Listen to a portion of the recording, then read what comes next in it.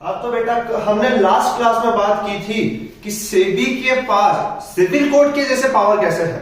आपको याद हो हमने सीएसईटी में भी बात की थी कि सर एनसीएलटी के पास एग्जैक्ट सेम पावर है एज ऑफ सिविल कोड। मतलब आज हम यहाँ पे सेम पढ़ने वाले हैं कि सेबी के पास भी सिविल कोड पावर कैसे होती है।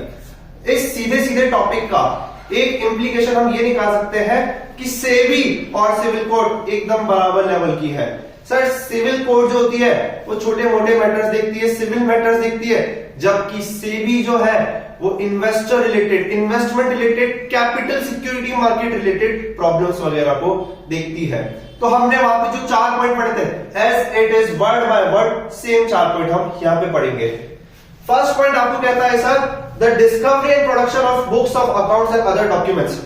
जैसे आपसे सिविल कोड जो है आपको बुला के आपसे कोई भी document, books of account, register निकलवा सकता है ना, वो की वो सेम पावर सेबी के पास भी है। सेबी आपसे कोई भी डॉक्यूमेंट, कोई भी बुक्स ऑफ अकाउंट मंगवा के निकाल सकता है।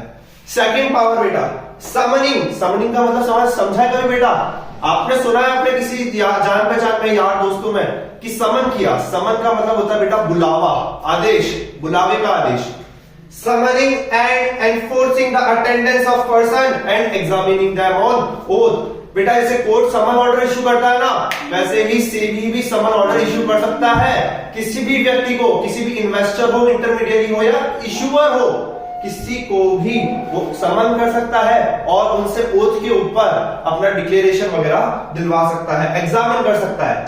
थर्ड बेटा सेम पॉइंट है फर्स्ट कि books of accounts, register, records, documents, इन सबका इंस्पेक्शन करने का पूरा राइट करता है। ठीक है, एक चीज और बेटा यहाँ पे, आज जैसे मेरा ऑफिस दिल्ली में सेटअप है, सेबी अगर रेड मारना चाहे तो मेरे दिल्ली वाले ऑफिस पे भी रेड मार सकती है। क्यों? क्योंकि उनके पास पूरी पावर है मेरी बुक्स ऑफ अकाउंट्स को इंस्पेक्ट करने का। फर्स्ट पॉइंट का हमने बोला था कि मंगवा सकती है, यहाँ पे इंस्पेक्शन कर सकती है सर थर्ड पॉइंट पे।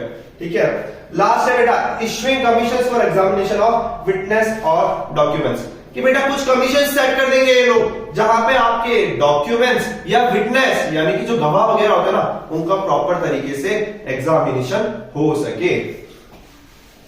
इसके बाद बेटा कुछ बेसिक पावर्स और दे रखिए। Power to issue direction. SEBI तो सर हम शुरू से बोलते आए हैं हमारी सिक्योरिटी मार्केट की माई बाप है, यानी हाईएस्ट अथॉरिटी है। तो आज एक बात बताओ बेटा, डायरेक्शंस इशू करने का राइट हाईएस्ट अथॉरिटी को नहीं होगा तो किसको होगा? The SEBI has power to prohibit any company from issuing any offer document in the interest of investors if SEBI is satisfied after making inquiries that it is necessary। बेटा offer document क्या होता है पहले आपको ये बता देता हूँ। आप किसी शोरूम वगैरह पे या किसी शॉप पे जाते हो तो वो आपको एक पैम्पलेट देते हैं कि हम ये सर्विसेज देते हैं, हमारी सर्विसेज की ये फायदे हैं।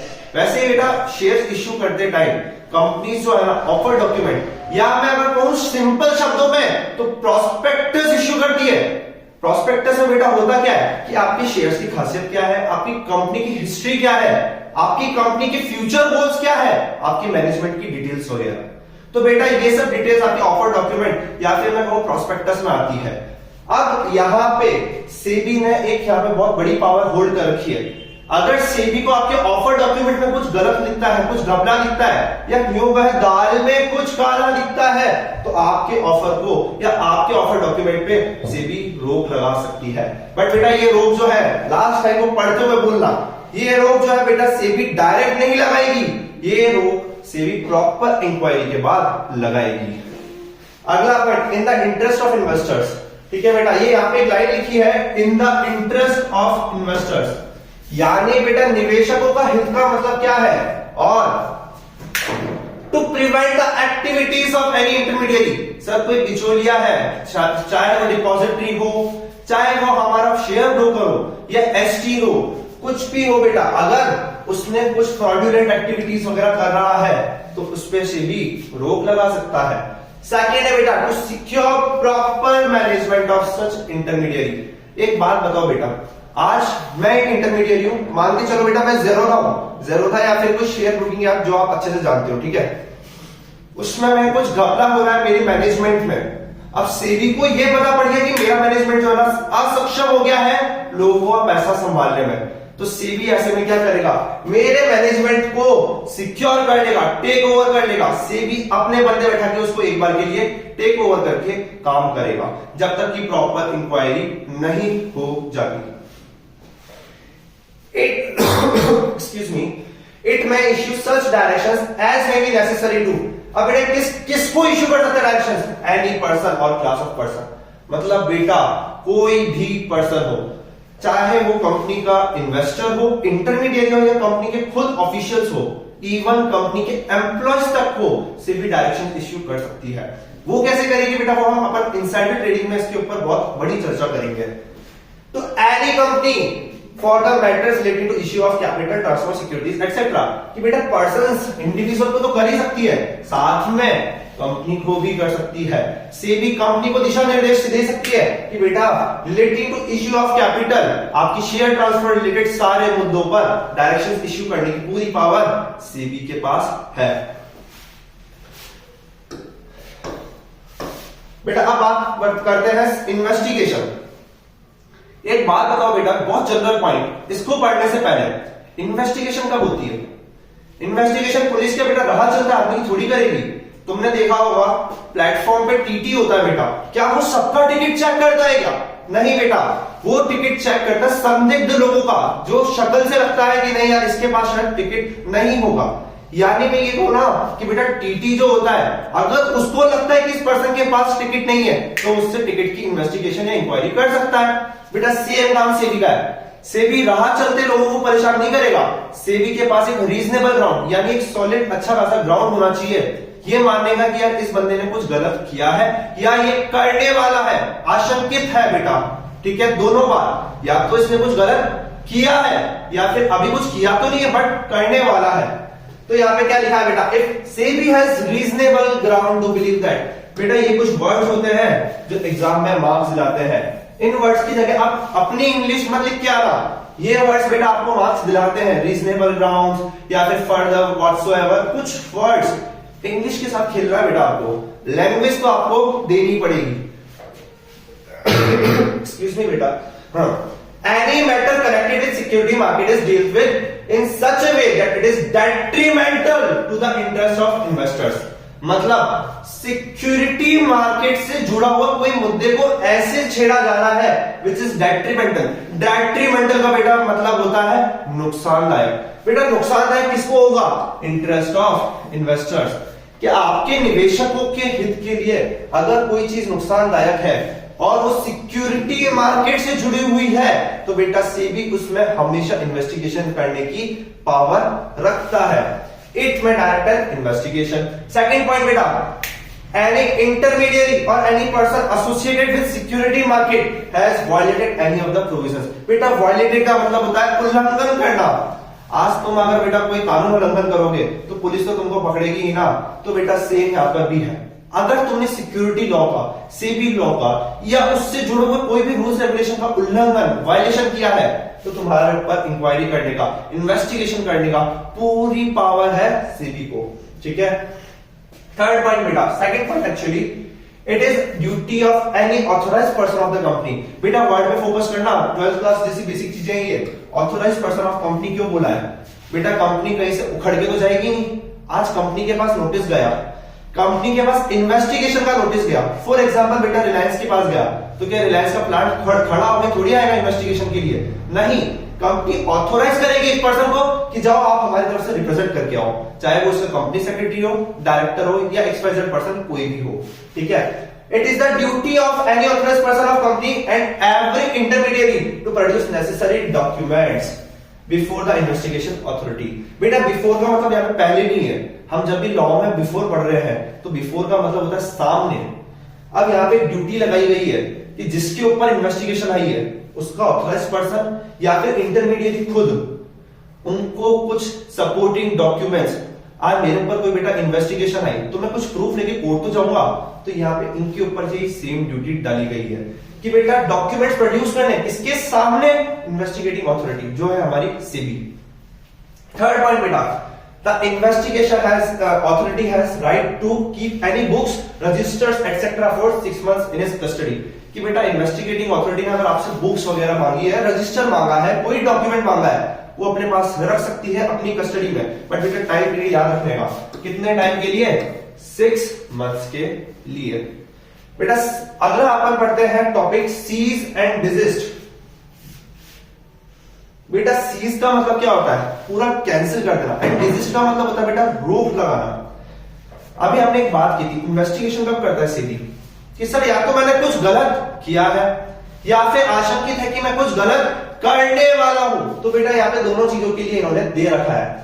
If in the opinion of board, board का मतलब यहाँ पे बेटा CB, any person has violated, अब देखो दोनों बातें लिखी हुई है यहाँ पे, हैज वायलेटेड यानी कर चुका है उल्लंघन, या करने वाला है, लाइकली टू वायलेट। जो बेटा वायलेट कर चुका है उसके लिए सीज है, और जिसने भी किया नहीं है बट करने वाला है तो उसके लिए क्या है? डिसिस्ट, यानी उसमें पहले से रोक लगा देना। आज मुझे ये पता है कि एक पर्सन दूसरे पर्सन का मर्डर करने वाला है, तो क्या मैं उसको खड़ा खड़ा देखूंगा?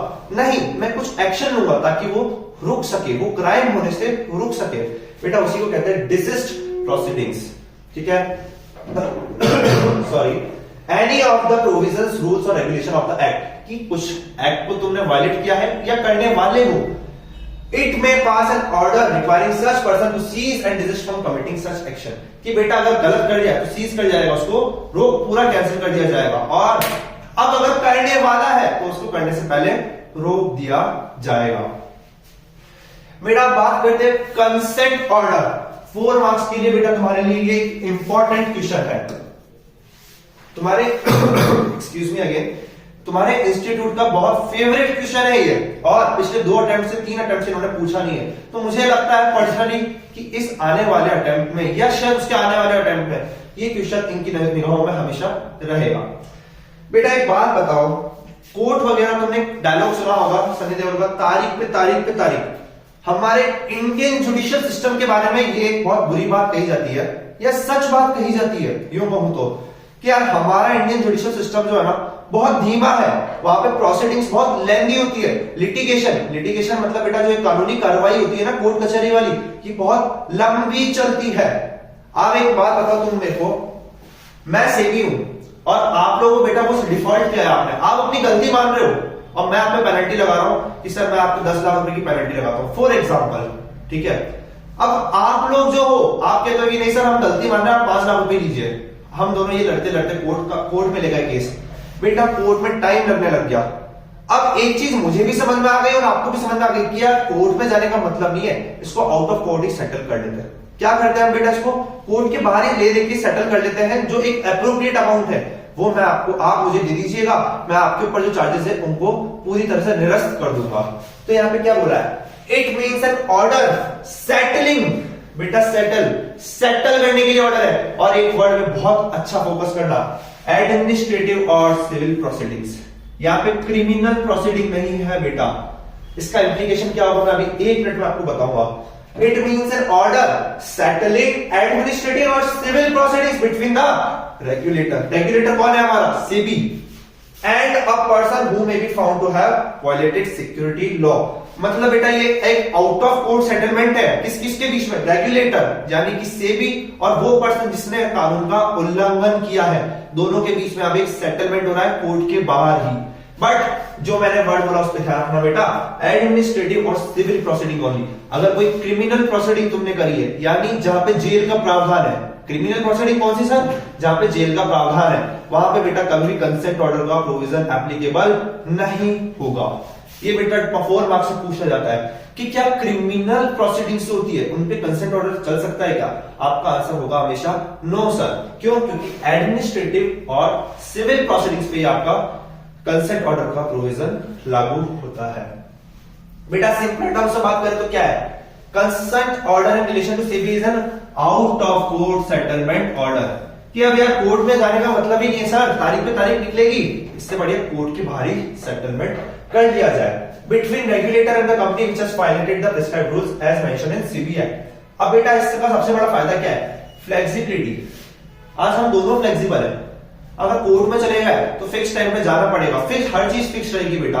बट अगर आज हम आउट ऑफ कोर्ट कर रहे हैं तो हमारे पास एक फ्लेक्सिबिलिटी रहेगी और वाइडर अरे of enforcement and remedial action.